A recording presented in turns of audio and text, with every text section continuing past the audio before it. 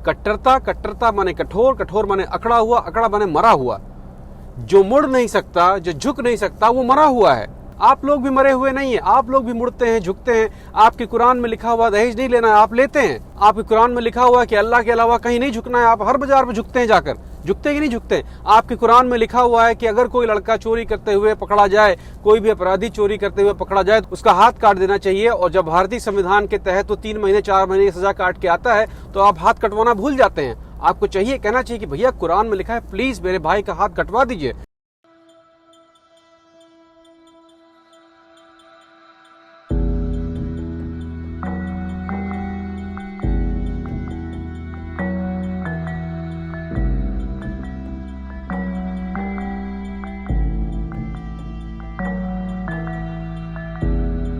सभी खास तौर पे मुसलमान भाई बहन और भौजाई लोग ध्यान दें कि बुर्के पर बैन लगना लगभग तय हो गया है। गृह मंत्रालय ने इसके लिए एक विशेष विभाग बना दिया है।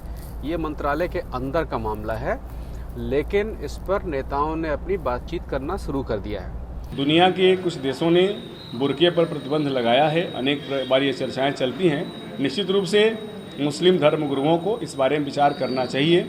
और देखिए, मैं खास तौर पे मैं जितने भी मुसलमान लोग हैं, मैं उनके लिए हमेशा बड़ा ही पॉजिटिव रहता हूँ। इसलिए रहता हूँ क्योंकि उनकी बात जो होती है बहुत बार सही से ट्रांसलेट नहीं होती है, सही से बताई नहीं जाती है। इसलिए मैं उस पर बड़ा सतर्क रहता हूँ। खास तौर पे मुसलमान लोग, आप लोग ध्यान दें कि आज आप लोगों को अब बदलना होगा। अगर नहीं बदलेंगे तो हमारे जैसे जो गैर मुस्लिम हैं वो भी एक लिमिट के बाद में आपकी उतनी मदद नहीं कर पाएंगे। आपको बदलना होगा, दुनिया के साथ चलना होगा। और दूसरा, सरकार को इस तरह की बांटो और राज करो की नीति पर फायदा होता है। जब जब हिंदू मुसलमान की बात आएगी, अगर आप लोग कट्टरपंथ की तरफ जाएंगे तो अपना ही नुकसान करेंगे। बुरके पे भी आ रहा हूँ, मोहम्मद साहब की पूरी कहानी बताऊंगा मैं आपको, लेकिन उससे पहले जो वसीम रिजवी ने एक कोर्ट में एप्लीकेशन दायर की है कि ये लाइनें निकाल देनी चाहिए, फलाना है, ढिमाका है। देखिए, क्या वो सही कह रहा है, क्या आप सही कह रहे हैं, उससे कोई मतलब नहीं है।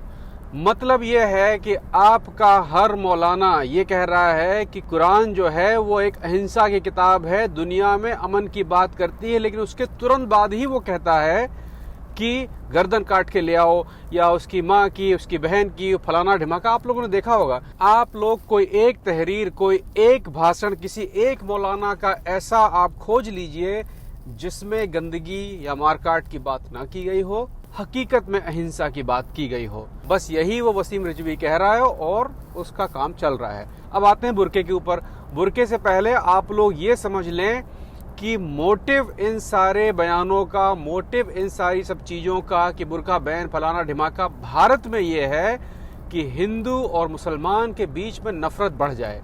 कि आप वो कहेंगे बुर्का हमारा ये है, फलाना ढिमाका है, वो सब तैयार बैठे कि भाई क्यों है। भाई पूरी दुनिया में बुर्का नहीं है, वो किसी जमाने में था, आज नहीं है। सती प्रथा किसी जमाने में हिंदुओं में थी, आज नहीं है। तो जमाने के हिसाब से बदलना होगा। आप ही कहते हैं कि बुर्के का कुरान में कोई मामला नहीं है। आप ही कहते हैं कि औरत को आज़ादी है बुर्का पहने या ना पहने। तो जब आज़ादी है तो आपको चाहिए कि आप खुद ही जाके कह दें यार कि यार ये तो बेकार चीज, सही कह रहे, हटाओ इसको। दूसरा, बुर्के की कहानी क्या है, मैंने इस पे काफी रिसर्च किया है। बुर्के की सबसे पुरानी कहानी जो मिलती है इतिहास में, जो मिलती है, जो आयत के रूप में लिखी हुई है, वो मोहम्मद साहब के जमाने की है। उस समय लड़कियों ने शिकायत की कि सड़क पे चलने वाले गुंडे टाइप कुछ लड़के हैं जो हमें छेड़ते हैं और हमारे ऊपर फब्तियां कसते हैं और हमको इधर उधर छूते हैं। इससे हमें बहुत तकलीफ होती है। हालांकि हमने लड़कों से कहा है कि अब हम भी मुसलमान हो चुके हैं, अब हम भी पाक हो गए हैं और हम अब उस तरह के नहीं हैं, इसलिए हमारे साथ गंदा बर्ताव ना करें। मेरी बातों पर ध्यान दीजिएगा, मैं आऊंगा इस बात पे। उन लड़कों ने कहा कि हम आपको कैसे पहचाने कि आप मुसलमान हैं। हमारे यहाँ जैसे दाढ़ी रखी हुई है और तमाम निशानियां हैं, लेकिन ऐसी कोई निशानी नहीं है जिससे कि हम पहचान सकें कि ये लड़कियां मुसलमानों की लड़कियां हैं। इस बातों को लेकर उन लड़कियों के परिवार वाले, माँ बाप वाले मोहम्मद साहब के पास गए और मोहम्मद साहब से कहा है कोई रास्ता निकालिए इसके बारे में। मोहम्मद साहब ने कहा कि आप ऐसा करें कि जो लड़कियां हैं, जो हमारी मुसलमान लड़कियां हैं, उनको एक अलग से कपड़ा दे दें। उसको अपने यहाँ पहले ओढ़नी कहते थे। अगर आप अवध क्षेत्र से आते होंगे तो गाँवों में हमारे बचपने तक ये ओढ़नी चलती थी। ये एक फारसी का शब्द है कि ऐसा कपड़ा, एक ही कपड़ा जो आपके सीने को ढकता हुआ आपके सिर को ढक ले, वो ओढ़नी कहलाता है। मोहम्मद साहब ने कहा कि लड़कियां जो मुसलमान हैं इस तरह का कपड़ा पहने, इससे उनकी सुरक्षा होगी।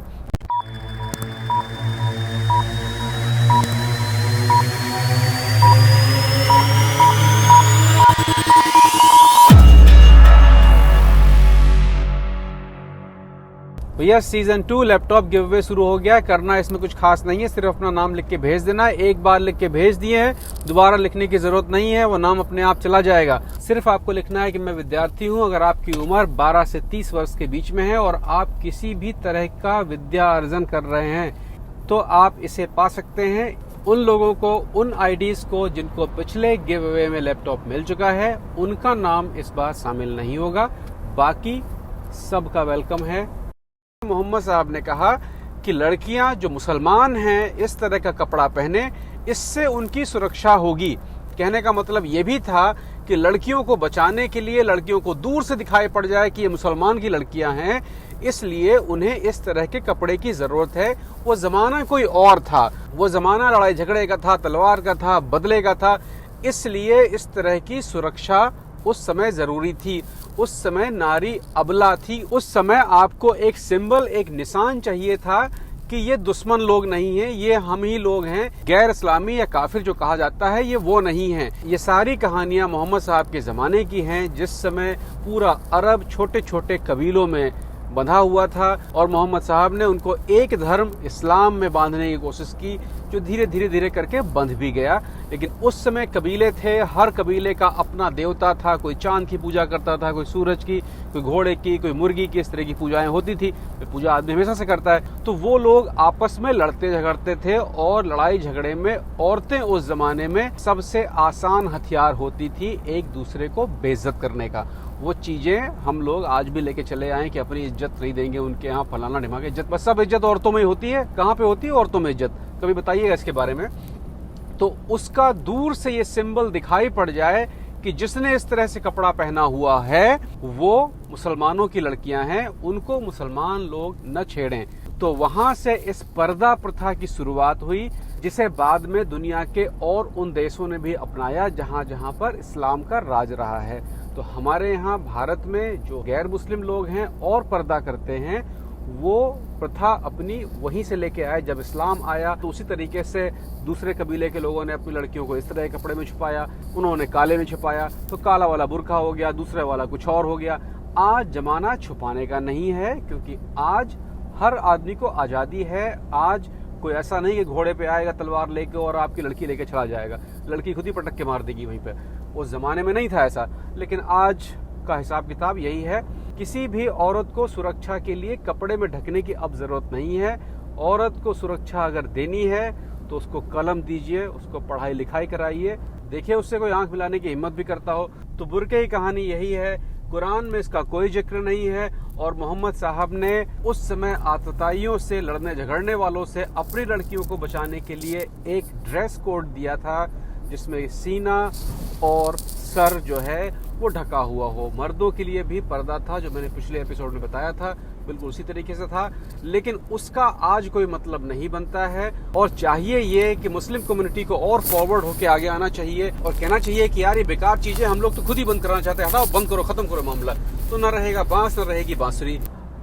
अगर आप मेरे प्रोग्राम ठीक से देखते होंगे तो आप देखते होंगे कि मैं कितना अपने बारे में बहस की बातें करता हूँ। मैं साफ साफ मैं पूछता हूँ कि भाई अगर कृष्ण भगवान का जन्म मथुरा में हुआ है तो किस किताब में लिखा हुआ है? तो ये सवाल, ये चीजें मैं इसलिए कह सकता हूँ क्योंकि हमारा समाज इस बहस की गुंजाइश देता है। जब आपके पास बहस की गुंजाइश होगी तो एक अच्छी बात कर रहा है, एक खराब बात कर रहा है, उन बातों में से एक और अच्छी बात निकल कर आएगी। ऐसा नहीं हो सकता है कि 1,500-2,000 साल पहले किसी ने जो कह दिया उसके आगे पीछे कुछ है ही नहीं। ऐसा नहीं हो सकता है। कट्टरता माने कठोर, कठोर माने अकड़ा हुआ, अकड़ा माने मरा हुआ। जो मुड़ नहीं सकता, जो झुक नहीं सकता, वो मरा हुआ है।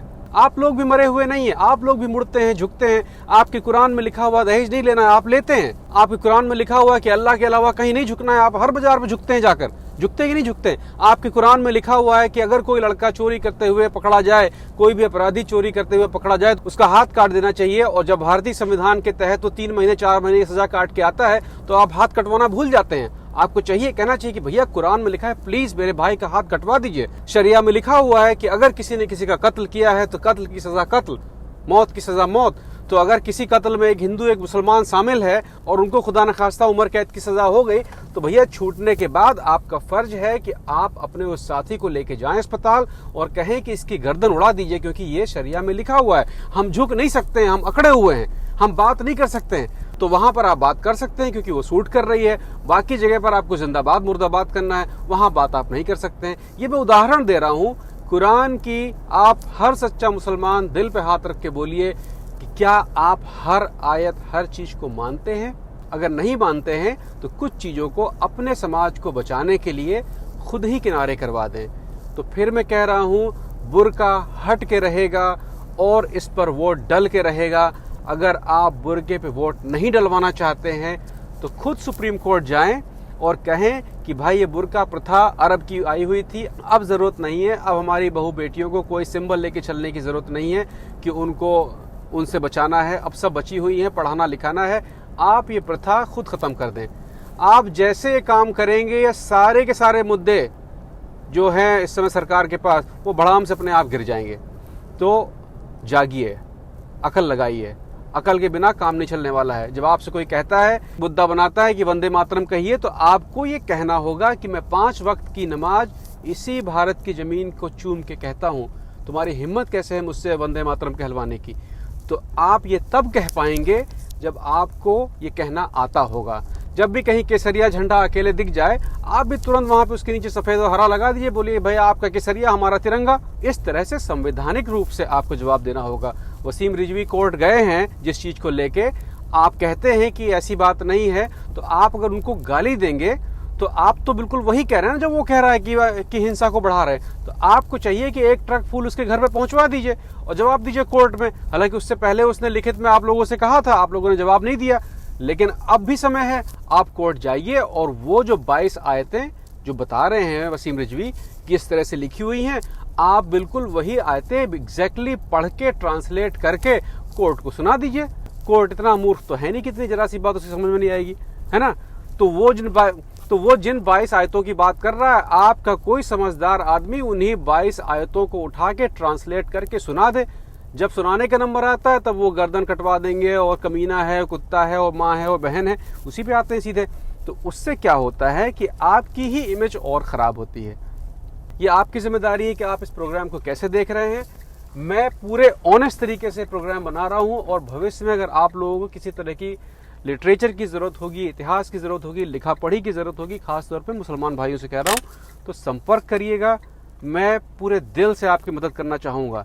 लेकिन अगर आप लोग नहीं सुधरे, नहीं बदले, तो हमारे जैसे लोग बहुत दिनों तक आपकी मदद नहीं कर पाएंगे। तो आपको जगना होगा।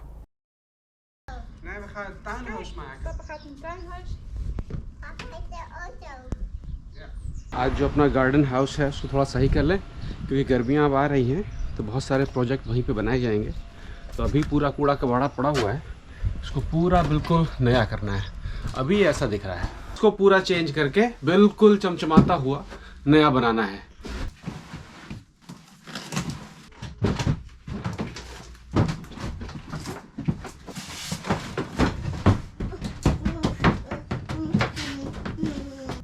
ये एक और कलेक्टिव आइटम है।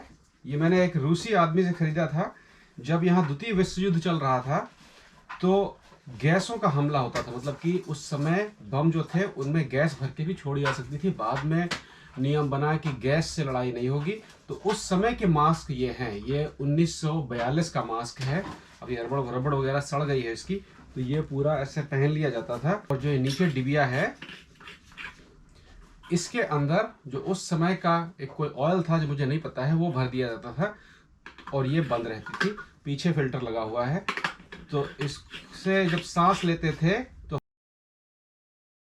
मोस्टली मैं कभी अनबॉक्सिंग वीडियोस नहीं बनाता हूँ, लेकिन कुछ डच कंपनियां हैं जो सोचती हैं कि भारत में उनके भी कुछ प्लास्टिक के आइटम जाने चाहिए, लोग खरीदें, क्योंकि क्वालिटी बहुत अच्छी होती है। तो उन्होंने एक पैकेट भेजा है, उन्होंने कहा कि इसको आप अनबॉक्स करिए और लोगों को दिखाइए, शायद लोगों को पसंद आए और लोग लेना चाहें। चूंकि मैं विज्ञापन नहीं करता हूं, इसलिए मैंने उनसे कहा कि मैं अनबॉक्स नहीं करूंगा, मैं खुद ही अकेले में कर दिया है।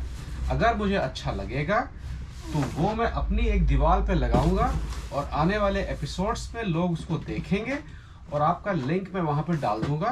कहने का मतलब ये है कि मैं अपनी दीवार खराब करके देख रहा हूँ, अच्छी बन गई तो आप ले लीजिएगा, नहीं अच्छी बनी तो हम तो Ik had sausijzenbroodjes. Wauw. lekker. Wat mooi. Wordt mooi hè? Ja. Zo.